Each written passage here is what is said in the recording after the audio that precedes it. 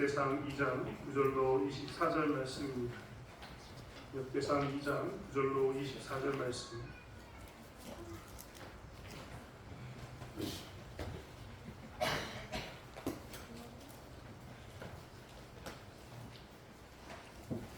역대상 2장 9절로 24절 말씀을 찾았으며 그 목소리와 함께 읽어가겠습니다. 헤스론이 낳은 아들은 여라무엘과 람과 블루베라. 람은 암미나답을 낳고 암미나답은 나손을 낳았으니 나손은 유다 자손의 방백이며 나손은 살마를 낳고 살마는 보아스를 낳고 보아스는 오벳을 낳고 오벳은 이세를 낳고 이세는 마다를 엘리야과 둘째 암미나답과 셋째로 시므아와 넷째로 모다렐과 다섯째로 랍대와 여섯째로 오셈과 일곱째로 다윗을 낳았습니다. 그들의 자매는 수레야와 아비가일, 수레야의 아들은 아비새와 요압과 아사의 세 명제요. 아비가일은 아마사를 낳았으니 아마사의 아버지는 이스마엘 사람 예레이었다. 헤스론의 아들 갈렙이 그의 아내 수바와 요리오스에게서 아들을 낳았으니 그가 낳은 아들들은 예살과 수박과 아르논이며 아수바가 죽은 후에 갈렙이 또 에브라에게 장가를 줬더니 에브라시 그에게서 훌을 낳았고 훌은 우리를 낳고 우리는 부살레를 낳았다.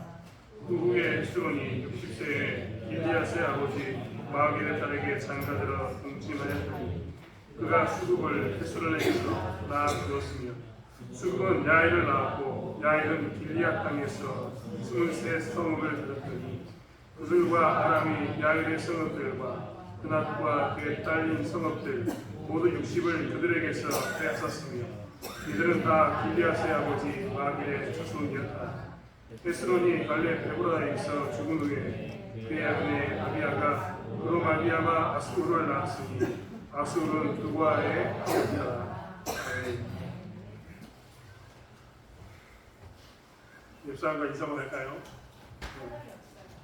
사랑이 없어요? 네, 서로 사랑하겠습니다 하고 인사 한번 했으면 좋겠습니다.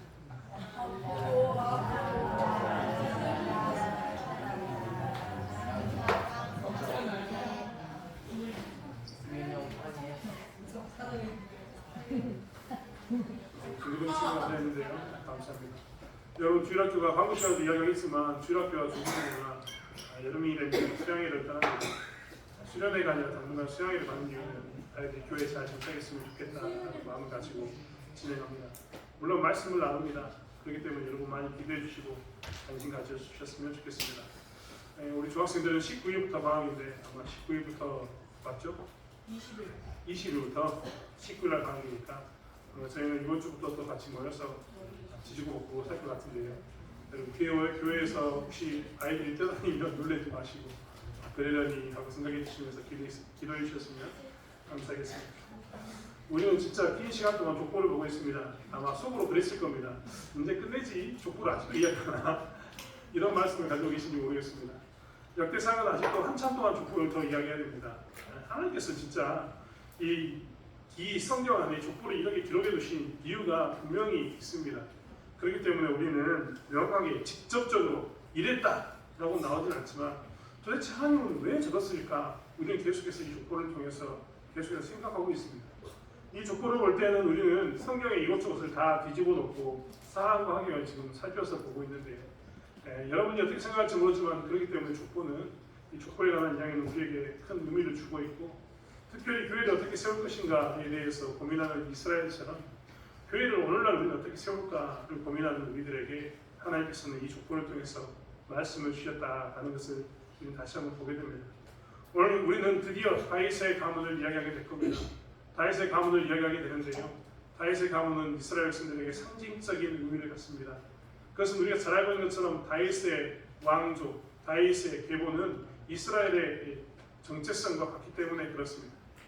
다윗을 통해서 구원자 메시아가 나온다는 긴 시간의 메시아의 열망 사상도 이 다윗의 가문에 기인하는 것을 우리는 아는데 그 다윗의 가문이 이렇게 메시아에 대한 열망에 대한 기인했던 이유는 무엇이냐면 하나님께서 다윗의 가문을 귀하게 쓰셨기 때문에 그렇습니다. 특별히 사울 왕조와 다르게 다윗의 가문은 다윗의 시대 때부터 하나님께서 끊어버리지 않는다라고 말씀하셨습니다. 정말 그래서 우리 지금 새벽마다 열왕기를 보고 있는데요. 열왕기의 말씀에 보면 이제 계속해서 왕들을 쭉 늘어세워서 이야기하는데 다 다윗과 관련되어 있는 사람들이 계속해서 나오게 됩니다. 그리고 열왕기 하에 이제 이스라엘 멸망에 대한 기록이 나왔는데 그때 마지막 다윗의 왕조가 누구였는가를 기록하면서 열왕기 하는 마무리하고 있습니다. 그리고 그 열왕기하에 이어서 역대기를 보고 있다는 것 저희가 기억했으면 좋겠습니다. 사실 그렇기 때문에 오늘 본문을 볼 때 하나님께서 다윗의 가문을 굉장히 중요시 여겼는데 다윗의 가문이 망했습니다. 이것에 대해서 생각하면서 말씀을 봐야 합니다. 하나님께서는 다윗의 왕들을 통해서 하나님 나라를 세우겠다라고 이야기하셨고 그동안 긴 시간 동안 지켜주셨는데 이 다윗의 왕조가 망했습니다. 나라가 망한 겁니다. 우리는 그것을 마음에 두고 이 다윗의 가문에 대한 이야기를 봐야 합니다. 하나님께서는 다윗의 성전이라고 이야기할 만큼 솔로몬을 통해서 하나님의 성전이 지어지는 것을 보았습니다. 그리고 그 성전이 계속해서 그들에게 있어서는 상징적인 의미로 하나님의 임재의 표시, 하나님과 함께하는 그런 곳이 되었습니다. 그리고 그들은 1년에 최소한 3번씩은 그 성전에 모여서 이야기를 나눴어야 했습니다. 그런데 그 성전이 지금 없어졌습니다. 열왕기하 25장 말씀이요. 역대상 바로 앞에 있습니다. 한두 장만 넘겨보면 열왕기하 25장이 나와 있는데요. 열왕기하 25장에 보면 시드기야 제9년 열째 달 10일에 바벨론의 왕 느부갓네살이 와서 느부갓네살이 그의 모든 군대를 거느리고 예루살렘으로 치러 올라와서 그 성에 대하여 진을 치고 주위에 토성을 쌓아내라고 기록되어 있습니다. 이스라엘 사람들이 예루살렘 성에서 저항을 했습니다. 그러자 이 저항하는 이스라엘 사람들에 대해서 바벨론의 왕 느부갓네살은 어떻게 했느냐? 성 옆에다가 또 다른 성, 흙으로 성을 쌓은 겁니다. 그래서 이 예루살렘 성을 포위했습니다. 그리고 그 성을 토성을 쌓아서 예루살렘 성을 무너뜨렸습니다. 예루살렘 성을 무너뜨리고 나중에 왕을 끌고 가는 것이 끝난 게 아니라 8절부터 있었던 말씀에는 성전을 파괴했다라고 나옵니다. 성전을 파괴했는데 그냥 파괴한 게 아닙니다. 성전의 기물들을 다 싸다가 바벨론으로 가져갔습니다. 심지어 성전에 남아있는 모든 이 받침들과 기구들을 뺏었을 뿐만 아니라 노시라고 붙어있는 금속이라고 붙어있는 것은 다 그게 노시든 은이든 금이든 싹 떼어가 버렸습니다. 그래서 성전은 이제 정말 완전히 무너져서 성전의 역할을 감당할 수 없는 그런 곳이 되었습니다. 그뿐만 아닙니다. 이 유다의 왕 여호야긴에 대해서 열왕기하 25장 27절을 이야기하고 있는데 그가 사로잡혀간 지 37년 곧 바벨론 왕 외위 무라독이 즉위한 원년 12월 그달 27일에 유다 왕 여호야긴을 옥에서 내놓아 그의 머리를 찌르게 했다라고 이야기합니다. 포로로 끌려간 지 굉장히 오래되고 난 후에 여호야긴을 통해서 마치 마지막으로 그 왕주가 끝나는 것처럼 성경은 기록하고 있다는 겁니다. 지금 이제 돌아왔던 이스라엘 백성들에게 있어서는 무엇이 남아있을까 생각해보면 아무것도 남지 않았습니다. 여러분 한번 생각해 보십시오. 그들이 이제 이 땅에 돌아와서 다시 하나님 나라를 재건해야 되는데 그들에게 있어서 가장 큰 고민거리는 무엇이었을까요? 도대체 한번 생각해 보십시오. 당장 좀 전에 열왕기하 25장을 읽어드렸는데 그때 뭐 했습니까? 왕을 사로잡았습니다. 성전을 그들이 뭐 했습니까? 부숴버렸습니다. 성벽도 날려버렸죠. 그리고 그 땅에 돌아왔더니 포로로 끌려갔던 그 이스라엘 다윗의 가문의 마지막 왕이 바벨론에서 생을 마감한 것을 기록하고 있습니다. 그렇다면 이 땅에 돌아와서 그들이 해야 할 것은 정해져 있습니다. 왕을 빼앗겼으니까 다시 왕들을 세우려면 뭘 해야 됩니까? 왕을 세워야 되죠. 그럼 왕은 누가 할까요? 여러분 우리는요 이 정치적으로 무슨 상황이 있을 때마다 어떤 정치 체제를 찾을 것인가에 대해서 고민합니다. 우리나라가 민주주의화로 쉽게 올 수 있었던 것 여러분 잘 생각해 보십시오. 조선시대까지만 해도 우리나라는요 계급 사회였습니다. 양반과 상놈을 나누었죠.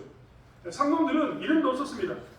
천방지축 마법이라고 이야기하면서 상권들이라고 이야기하는 그 성씨마저 정해놓고 이 천민들은 아예 마치 오늘날 우리가 인도에 있는 불가촉 천민처럼 아주 천한 것을 얘기했습니다. 사람을 돈으로 취급하는 그런 시대가 조선시대였습니다. 그런데요 일제가 쳐들어와서 조선시대를 무너뜨렸습니다. 그래서 이 반상의 제도라고 이야기하는 계급제도가 굉장히 많이 깨졌습니다. 그리고 6.25 전쟁이 터졌습니다. 6.25 전쟁은요 우리나라에 있어서 계급제도를 완전히 철폐시키는 전쟁입니다. 왜냐하면 6.25 이후에 더 이상 어떤 사람들도 존과 노베에 관한 이야기를 하지 않았기 때문에 그렇습니다. 그 이후부터는요, 상놈이 없습니다. 다 성실에 가진 양반이 됐습니다. 이렇게 우리나라는 급변하는 시대를 거쳐오면서 어떻게 되냐면 자연스럽게 계급제도가 무너지면서 무엇이 되었느냐, 이런 지금 민주주의 국가가 되었습니다. 우리는 만약에 이조시대라고 이야기하는 조선시대에 살았으면 여전히 군주제, 조선시대의 이 시성을 가진 사람으로 왕으로 세워서 왕으로 삼았을 겁니다. 여러분 가까운 일본을 보십시오. 일본은 지금도 왕이 있습니다. 태국도 왕이 있습니다. 오늘날에도 세계 여러 나라들은 여전히 왕이 있습니다. 아침에 제가 잠깐 말씀드렸던 네팔도 왕이 있었다니까요. 아마 우리는 그 왕을 섬기고 있는 그 군주제, 왕정 체제의 삶을 살았을 겁니다. 오늘날처럼 민주주의라는 것은 꿈도 못 꿨을지도 모릅니다. 하지만 급변한 변화가 있어서 그들은 우리가 뭘 선택할 수 있었느냐? 민주주의라는 이 공화국이라는 제도를 선택할 수 있었던 겁니다. 이제 우리는 모두 다 백성의 주인입니다. 그리고 우리는 계급제가 없이 이 반상이 없이 우리는 다 대한민국의 주권을 행사하고 있습니다. 지금 아마 누가 상놈이라고 이야기하면 그 사람은 아마 이 모욕죄로 고발을 당하든지 그렇게 될 겁니다. 아무튼 우리나라는 그렇게 된 겁니다. 반면에 그렇지 못한 나라들도 지금도 많습니다. 인도는 지금도 이 카스트 제도라고 이야기하는 이 신분 제도가 아주 강하게 뿌리를 내려 있습니다. 영국으로부터 독립한 지가 정말 오래됐는데 아직도 그들은 그 제도를 벗어나지 못하고 카스트 제도라고 이야기하는 신분제에 매여서 발전할 수 없는 삶을 살고 있습니다. 가끔 인도에서 끔찍한 사건이 났다라는 것은 대부분 높은 계급이 낮은 계급의 사람들을 함부로 대해서 살인하고 그 사람을 함부로 강간하고 하는 일들이 일어나게 되는 겁니다. 왜냐하면 그들 보기에는 그 사람은 천한 사람, 내가 막 대도 되는 사람으로 보이는 그런 시대를 살고 있기 때문에 그렇습니다. 시대가 바뀌면 그렇기 때문에 어떤 체제로 갈 것인가를 결정하게 됩니다. 이스라엘은 완전히 망했습니다. 완전히 무너졌습니다. 그들이 말한 것처럼 성벽도 없고 성전도 없고 왕조도 없습니다. 싹 무너졌습니다. 그리고 무려 70년 동안이나 다른 나라에 가 있었습니다. 남아있는 사람들은, 유다 땅에서 남아있는 사람들은 정말 그들 스스로가 어떻게 남아있는지 모르지만 유력한 자들은 남아있는 이스라엘 땅에서 포로로 끌려가지 않는 남아있는 사람들 중에서 유력한 사람들은 다 애국으로 도망을 갔습니다. 열왕기하에 보면 많은 사람들이, 지도자들이 애국으로 도망을 갔습니다. 왜 도망을 갔느냐? 바벨론이 또 쳐들어와서 자기들을 잡아갈까봐, 또 끌고 갈까봐 그들은 애국으로 도망가 버린 겁니다. 왜요? 애국 땅에는 바벨론이 쉽게 힘을 쓰지 못하니까 도피처럼 그곳으로 가버린 겁니다. 이제 70년 동안 이 황폐해진 땅에는 다시 돌아온 사람들에게 있어서 어떻게 나라를 세울 것인가에 대한 고민이 생겼는데 당장 어떤 체제로 세울 것인가가 문제가 될 겁니다. 하나님께서는 다윗 왕조에 대해서 약속하시면서 뭘 이야기했습니까? 그의 가문에 의해서 계속해서 이스라엘은 통치받을 것, 끊이지 않을 것을 이야기했지 않습니까? 그런데 다윗의 가문이 어디 있습니까? 여러분 뒤에 4장인가 보면요, 역대상 4장 뒤에 가보면 다시 다윗 왕의 아들과 딸에 대해서 이야기하고 솔로몬의 자식들에 대해서 이야기합니다. 그런데 그들이 돌아와서 이 조사해본 결과 누가 왕이 될 겁니까? 누가? 그들의 입장에서는 당장 왕은 누가 될 것인가? 왕조는 어떻게 할 것인가 고민됩니다. 성벽은 무너졌기 때문에 성전과 성벽은 어떻게 세울까 그들은 고민이 됩니다. 그들에게 있어서는 아무것도 없는 불모지, 황폐한 땅에 지금 서 있기 때문에 그렇습니다. 그런 그들에게 하나님께서는 오늘 다윗의 가문, 다윗의 계보를 이야기하고 있습니다. 여러분 오늘 유대와 지파가 언제 가장 많은 인구로 폭발적으로 증가했느냐에 대해서 얘기할 때 오늘 우리는 이 헤스론이 낳은 사람, 즉 9절부터의 이야기를 주목할 수밖에 없습니다. 헤스론이 낳은 아들들이 여라무엘과 람과 블루베라고 이야기했던 세 아들들이었는데 이 헤스론과 그의 아들 라함에 의해서 폭발적으로 다윗의 가문은 성장하게 됩니다. 유다 지파는 폭발적인 인구 증가가 늘어나게 되었다는 겁니다. 그리고 그 사람 밑에는 쟁쟁한 사람들이 등장합니다. 오늘 성경에는 우리가 다 이야기할 수는 없지만 헤스론의 사람들 중에서, 특별히 헤스론의 자녀들 중에서 우리가 주목해 볼 사람이 있는데 그 사람은 누구냐면 20절에 나와 있는 훌입니다. 오늘 19절 20절에 보면 아수바가 죽은 후에 갈렙이 또 에브라에게 장가 들었더니 에브라시 그에게 훌을 낳아주었다라고 이야기합니다. 여기서 말하는 헤스론의 아들 갈렙은 우리가 알고 있는 여분네의 갈렙이 아닙니다. 다른 사람인데 아무튼 이 유다 지파에서 이 누가 태어나냐면 훌이 태어났습니다. 훌. 아마 수표에 다니신 분들은 다 알고 있습니다. 이 홀이 누군가? 여러분 홀하면 떠오르는 사람 누구 있습니까? 홀과 함께 짝을 이루어서 모세의 손을 들어주었던 사람이 있습니다. 이스라엘이 전쟁할 때 모세의 손이 내려오면 이기고 손이 내려오면 지고 손이 올라가면 이기는 장면이 연출되니까 그 모세의 손을 들어줬던 사람 둘이 등장합니다. 그 사람이 누굽니까? 아론과 홀입니다. 그 홀이 이 사람입니다. 그는 지도자로서 기록되어 있지는 않지만 하나님의 그 전쟁 가운데서 지도자를 보았던 사람으로 등장하고 있습니다. 다 몰라도 그들은 홀로 나가게 됩니다. 그 다음에 누구냐면 그 사람이 나온 사람이 부살렐입니다. 부살렐. 우리는 부살렐에 대해서도 잘 알고 있습니다. 성경을 읽은 사람들은 출애굽기에 넘으면 출애굽기 20장 이후에 성막을 어떻게 지어야 될 것인가에 대해서 하나님께서 이야기하시는 부분이 나옵니다. 하나님께서는 환상 가운데 모세에게 성막을 이렇게 지어라라고 쭉 보여주셨습니다. 중요한 건 성막을 이렇게 지어라라고 모세가 환상을 봤는데 누가 지을 겁니까? 누가 성막을 그렇게 만드냐 이겁니다. 물론 저 같은 사람이 만들 수도 있습니다. 여러분 저 같은 사람 만들면요 성막이 형편없는 값어치 없는 성막이 됩니다. 정말 부끄러운 이야기지만 저희가 교회 여기 와가지고 부임해가지고 이것저것 우리 장로님하고 집사님들하고 고쳤지 않습니까? 제일 먼저 고친 게 예전에 교회에서 식당으로 썼던 저 작은 방입니다. 작은 방 고칠 때 우리의 생각은 뭐였냐면 이 뒤에 있는 원래 사무실 자리를 영화실로 바꾸자.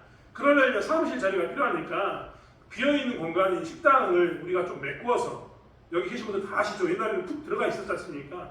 방 3개로 쪼개져 있는 그곳을 메꾸어서 우리가 거기는 사무실을 만들자고 만들었습니다. 밑에 타일 잘 깔려있습니다. 우리 집사님하고 장로님들이요 아주 허리가 빠지도록 움직여가지고 타일은 어느 동네 타일보다 튼튼하다고 제가 장담합니다.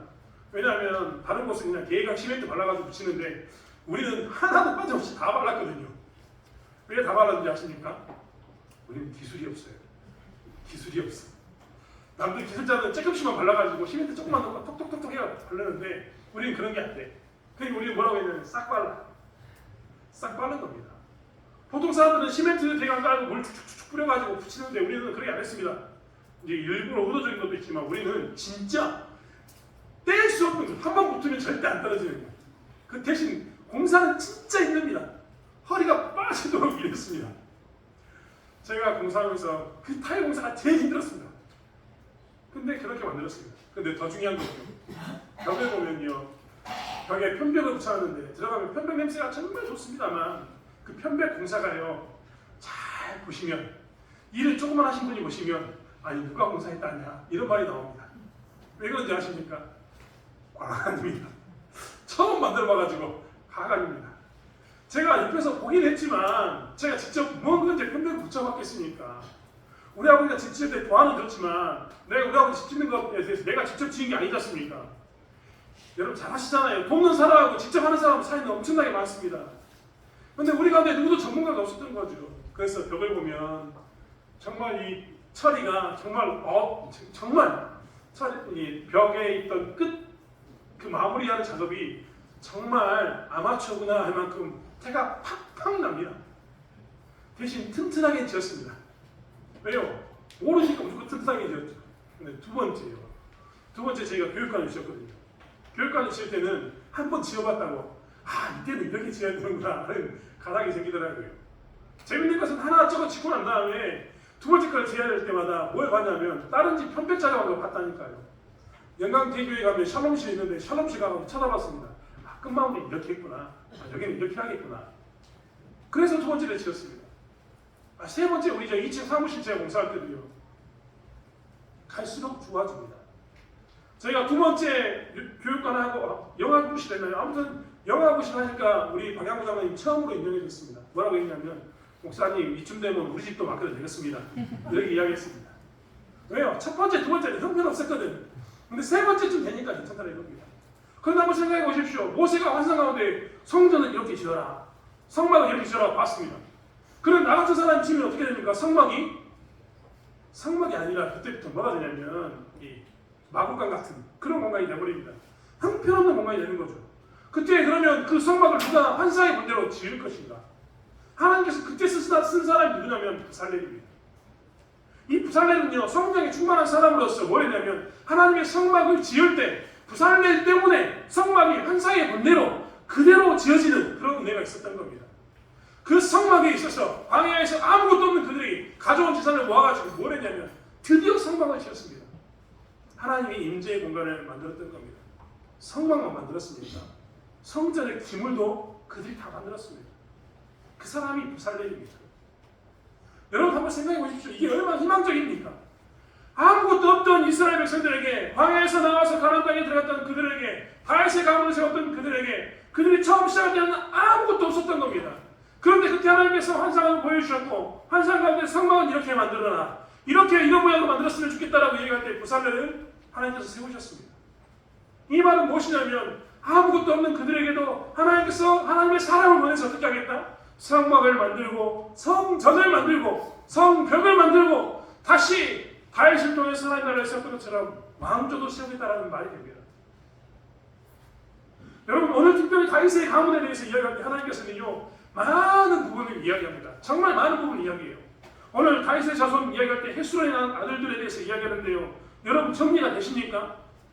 보통 이런 거 보면 그림으로 쭉 나와야 되거든요. 아 누구의 아들, 누구의 아들, 누구의 아들, 누구의 아들 이렇게 돼야 되는데 그런 게 잘 안 됩니다. 왜 안 될까요? 사람 이름이 굉장히 많이 등장합니다.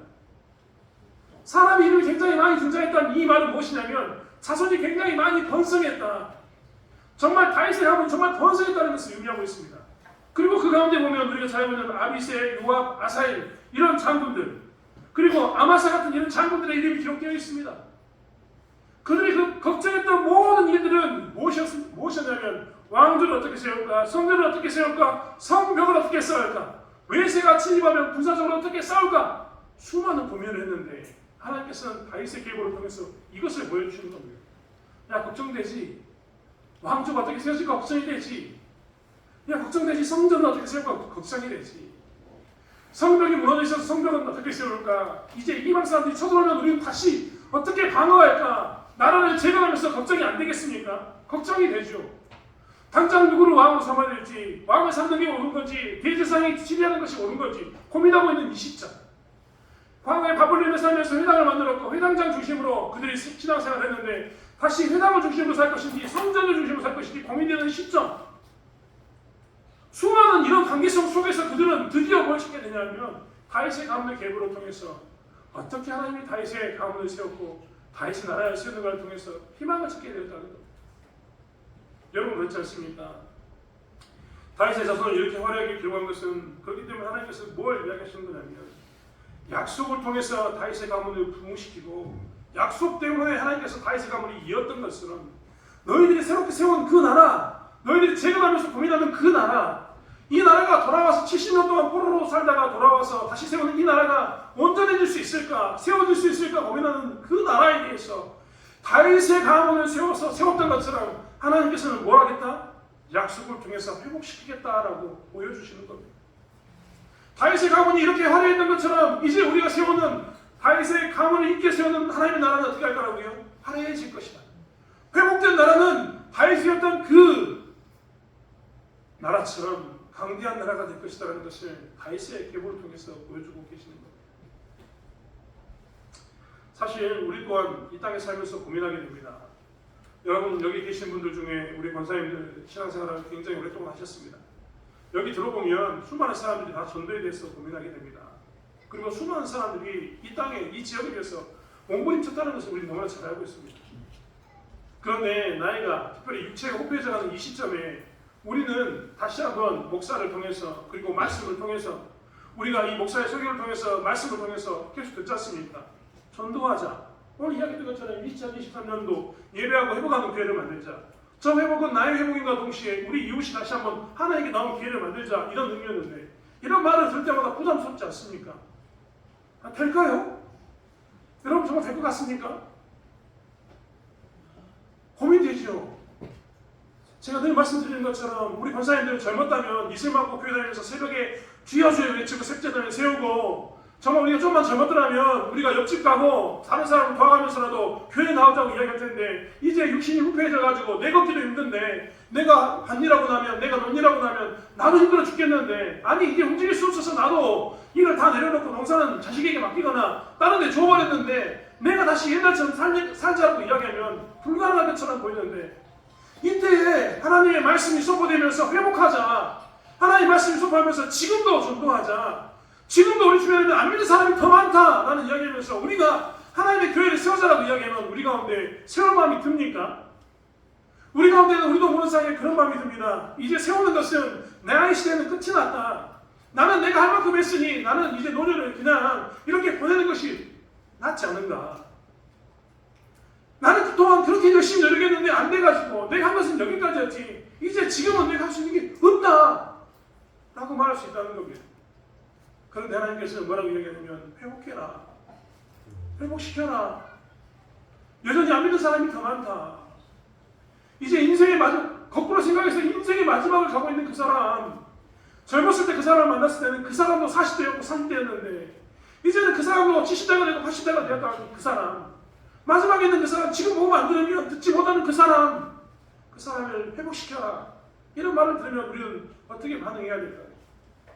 우리도 이런 말을 들으면 암담합니다. 어떻게 내가 합니까, 하나님? 아니 지금 할 수 없다니까요. 뭐가 있어야지, 믿을 만한 부족이 있어야 하지요 라고 우리는 이야기할 수밖에 없습니다. 하지만 하나님께서는 그런 우리들에게도 오늘 무엇을 이야기하냐면 우리의 능력이 아니라 하나님의 말씀의 능력이, 우리의 힘이 아니라 성령의 힘이 그들을 변화시킬 것을 여전히 말씀하고 계십니다. 여러분 젊은 시절을 따져봐도요, 우리가 전도했을 때 내가 아무리 말을 잘한다고 해서 전도가 되는가요? 아니요. 하나님 말씀을 전하고 성령님께서 그 사람에게 은혜 주셔야지만 그 사람이 교회에 나왔습니다. 거꾸로 이야기해가지고 우리가 그냥 교회 나올 때도 어떻겠습니까? 하나님께서 강권적으로 역사해가지고 내 질병을 고치든지 내 삶의 문제를 해결해 주든지 혹은 다른 것을 통해서 하나님께서 강권적으로 역사해서 우리를 부르지 않으셨습니까? 내가 나올 때도 내 힘으로 내가 믿어야지 나온 게 아니라, 믿어야지 하고 나온 게 아니고, 우리가 전도했을 때 그 사람들도 내가 말을 잘해서 나온 게 아닙니다. 물론 내가 전도했기 때문에 나온 건 사실이지만 그 안에 성령님께서 역사하셨고 하나님 말씀의 능력에 대해서 행하셨고 그렇기 때문에 그들이 나왔던 겁니다. 그렇다면 우리도 지금 이 시기에 무엇을 할 수 있냐? 말씀을 전할 수 있습니다. 이 시간 우리가 그들을 만나면서 성령의 역사가 그들 가운데 임하기 원한다라고 기도하면서 그들에게 나갈 수 있는 겁니다. 말씀드렸던 것처럼 말씀 회복시키는 거고 성령의 능력이 그들을 회복시키는 거지, 우리가 하지 않았던 그것을 기억한다면 지금도 우리는 말할 수 있는 겁니다. 내가 66배져가서 어쩔 수 없다. 지금 내 상황은 어쩔 수 없다. 이런 게 아니라 지금도 내가 하나님의 말씀을 전하면 그 능력은 다윗의 가문이 흥황했던 것처럼 일어날 줄 믿습니다. 하나님, 지금도 내가 하나님 복음을 전하면 내 능력은 안 되지만 성령님께서 그들을 찾아가서 그들의 마음을 뒤집어 엎든 그들의 질병을 치료하든 무언가 역사하고 그들을 바꾸실 줄 믿습니다. 우리는 그것을 바라보면서 다윗의 시대에 다윗의 가문을 하나님께서 통해서 이스라엘을 흥황시켰던 것처럼 우리를 통해서도 하나님의 말씀이, 성령의 능력이 그들을 바꾸실 줄 믿습니다라는 고백이 나와야 되는 줄 믿습니다. 오늘 이스라엘 백성들에게 다윗의 가기를 이렇게 크게 보여주신 것, 복잡하게 보여주신 것은 바로 거기였습니다. 하나님이 하신다. 다윗을 세웠던 것처럼 하나님이 하신다. 그리고 오늘날도 우리에게도 말씀을 던지십니다. 하나님이 하신다. 말씀을 전해라. 성령님께서 하신다. 그를 위해서 기도하라고 이야기하는 겁니다. 그러면 나머지는 누가 하신다고요? 하나님이 흥황시키실 것입니다. 이스라엘 백성들에게 바로 그 일을 이야기하고 있습니다. 다윗의 자손의 화려한 기록은 다윗의 자손을 통해서 약속을 이루셨던 하나님이 얼마나 위대한가를 보여주는 것이고, 다시 성전을 세관하는 그들에게 약속의 말씀을 믿으면 다윗의 가문처럼 너희도 회복될 것을, 오늘날 우리들에게는 말씀을 믿고 다시 한번 쳐가면 하나님께서 다윗의 가문을 흥황했던 것처럼 우리를 통해서 성령의 역사를 보여줄 것을 약속하는 말씀이라는 겁니다. 여러분, 우리는 이미 이루어진 일을 보고 있지 않습니까? 이루어지지 않은 일을 본 게 아닙니다. 그도 했다면, 다윗의 가문을 세웠다면, 하나님이 세우셨다면, 그리고 제거됐던 이스라엘 백성들을 다시 그 말씀을 믿고 따랐던 이스라엘 백성들을 제거시켰다면 오늘날 우리들이 하나님의 말씀을 가지고 나갔을 때 우리 또한 그런 능력을 경험하게 되실 줄 믿습니다. 그러나 내가 오늘은 저와 여러분이 되기를 원합니다. 특별히 회막과 성전에 대한 기록을 했던 하나님의 뜻을 보십시오. 여러분, 성전을 어떻게 세울까? 그들이 제일 고민되지 않았을 것 같습니까? 그들의 정체성은 성전에 있습니다. 하나님의 전에 세워져야지만 그들은 하나님과 교제할 수 있었기 때문에 성전에 있었던 겁니다. 그들의 정체성은 그렇기 때문에 반드시 성전을 이루는 것 가운데 있었어야 했습니다. 그것도 누가 만들었습니까? 부살레를 통해서 하나님이 만드셨습니다. 이 땅에서 하나님의 교회를 세우는 것, 그렇게 하나님이 만드신다는 겁니다. 하나님 일을 하는 것, 그렇게 하나님께서 행하신다는 겁니다. 여러분 고민되지 않습니까? 저는 사실 늘 고민이 됩니다. 앉아있으면 늘 기도가 나오는 것은 어떻게 하면 이 교회를 다시 세워갈까에 대한 고민입니다. 별 생각 다 하고 삽니다. 여러분 제가 한번 이야기 드리지 않습니까? 저는 우리 주일학교를 살리기 위해서라면 위탁가정도 할 생각이었습니다. 위탁가정이 뭐냐면 나머지 자식들 부모가 좀 아끼면 그 아이들 맡아가지고 키워주는 그런 일입니다. 입양이 아니라 위탁가정. 저는 정말 그런 자신이 있었거든요. 그래서 그것들을 위해서 준비하는 과정도 있었습니다. 왜? 주일학교를 살리려면 그 아이들과 함께 우리 주일학교를 키워야 되니까. 하지만 하나님께서 이렇게 해주시더라고요. 여러분 나이 드신 우리 권사님도 계시는데 제가 이고지고 산다는 말을 계속 했지 않습니까? 저는 약속을 지키기 위해서 지금도 기도하고 있습니다. 지금 기도하고 있는 것은 당장 요양원이 세울 수 없으니 우리 형편에 할 수 없으니 주간보호센터라도 좀 우리가 만들었으면 좋겠다. 주간보호센터가 뭡니까? 다른 게 아닙니다. 이곳에 와가지고 모여가지고 같이 낮 시간 내내 같이 보내다가 밤이 되면 집에 돌아가는 겁니다. 이런 게 주간보호센터인데 우리는 주간보호센터로 모이면 할 게 많지 않습니까?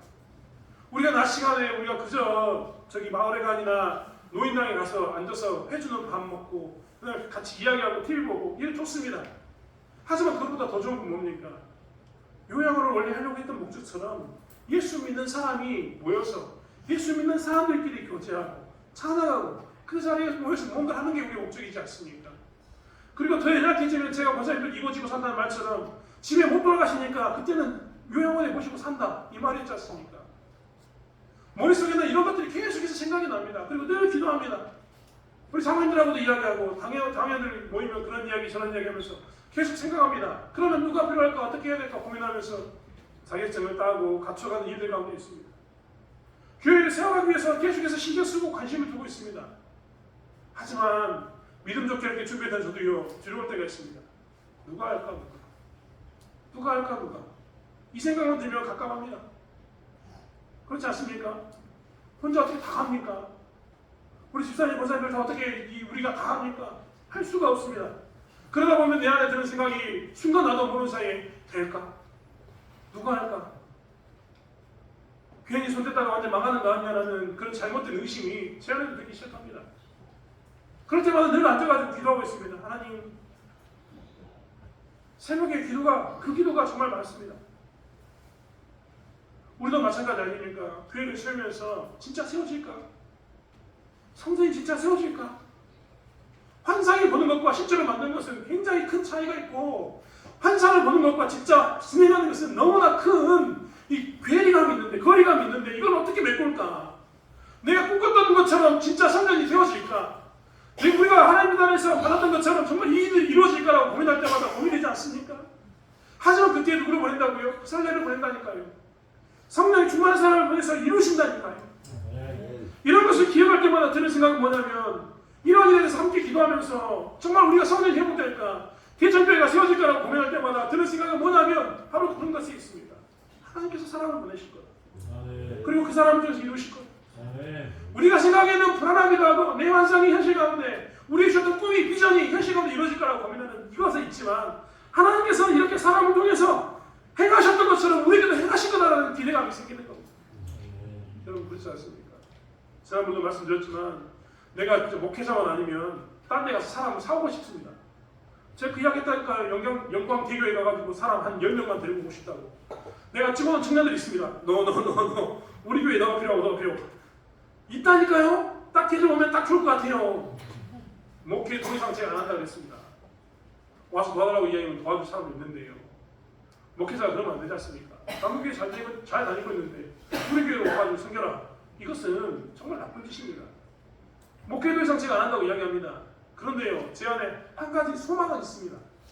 내가 목회 더 이상 사람을 그들을 내 힘으로 부르지는 않지만 하나님께서는 부살레 같은 사람, 환상을 현실로 바꿔줄 수 있는 사람을 우리에게 보내주신다는 이런 소망이 있습니다. 그리고 또한 연약하지만 우리가 하나님 앞에 헌신한다면 우리를 통해서 하나님께서는 여전히 만들어가신다. 라는 그 소망이 있습니다. 자, 성도 여러분, 오늘 이스라엘 백성들이 오늘 이 성전을 세워가는 이 가운데서 성막을 세워가는 이 가운데서 교회를 세워가는 이 가운데서 그들이 고민했지만 하나님께서 사랑을 보냈던 것처럼 오늘날 우리들에게도 우리들 가운데서 하나님께서 은혜를 주심으로 해서 그 사랑을 일어서서 하거나 혹은 그마저도 없다면 하나님께서 외부에서 사랑을 보내서 우리의 교회를 세우실 줄 믿습니다. 그리고 우리가 꿈꿨던 것처럼 주변에 있는 수많은 사람들이 이 지역에 와서 우리의 교회를 섬겨준 것으로 끝나는 게 아니라 이 대창리, 남창리, 대덕리, 영암리, 부산동 이곳에 복음을 전해주어서 함께 이 지역에 복음화되는 것이 이루어질 줄 믿습니다. 여러분 그것을 꿈꾸면서 우리는 나가야 될 줄 믿습니다. 오늘 무너져 있는 이스라엘 땅 그 가운데 다윗의 자손을 보여주면서 하나님이 이스라엘 백성들에게 했던 말이 바로 그 말입니다. 무너져 있는 왕조 너희들이 어떻게 될지 모르는 그것을 하나님이 세우겠다. 너희들이 세우고자 했던 그 성전도 하나님이 세우겠다. 그 전에 내가 세웠던 것처럼 너희들의 나라와 너희들의 성전은 내가 세운다 라고 말씀하셨다고. 그렇다면 오늘날 우리들에게도 동일하게 하나님께서 말씀하고 계십니다. 대창교회를 세우시는 것도 이 지역을 복마시키는 것도 우리로 하여금 하나님 뜻 가운데서 행하게 하시는 모든 것도 하나님께서 이루실 줄 믿습니다. 오늘 다윗의 가계에 대해서 이스라엘 백성들이 바라보면서 희망을 가졌던 것처럼 우리가 오늘 이 말씀을 보면서 다시 한번 희망을 갖고 하나님께서 우리에게 주셨던 말씀을 쫓아서 하나님이 주셨던 그 성령의 능력을 쫓아서 살아가는 저와 여러분이 되기를 원합니다. 그리고 안 된다 안 된다가 아니라 하나님이 하신다라는 고백 가운데 믿음의 일을 감당해내는 저와 여러분이 되기를 원합니다. 기도하겠습니다. 하나님, 다윗의 자손은 이렇게 흥황했습니다. 화려합니다. 그의 자식들은 얼마나 많았는지 다윗까지 직계의 자손과 다윗 이후의 관계 자손들이 넘쳐납니다. 하나님께서 다윗의 가문에 주셨던 약속의 말씀은 이루어졌고 다윗의 가문은 그 약속을 통해서 회복되었습니다. 그런 것처럼 우리에게도 이 대창교회에게도 하나님께서 회복시키심이 있을 줄 믿습니다. 하나님께서 세우심이 있을 줄 믿습니다.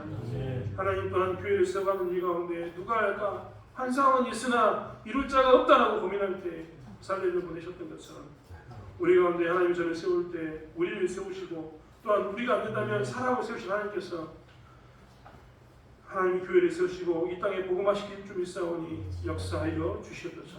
하나님 그렇게 교회가 세워지는 것을 우리도 목도할 수 있도록 우리에게 은혜를 베풀어 주시옵소서. 우리는 그저 소망을 말씀해두고 성령의 능력에 두고 이 땅에서 다시 한번 교회를 재건고자 하오니 하나님께서 우리를 사용해 주실 줄 믿습니다. 감사드리며 예수님의 이름으로 기도드렸습니다. 아멘. 교회 앞에 강구드리겠습니다. 주일학교 여름 수양회가 29일 30일 날 있습니다.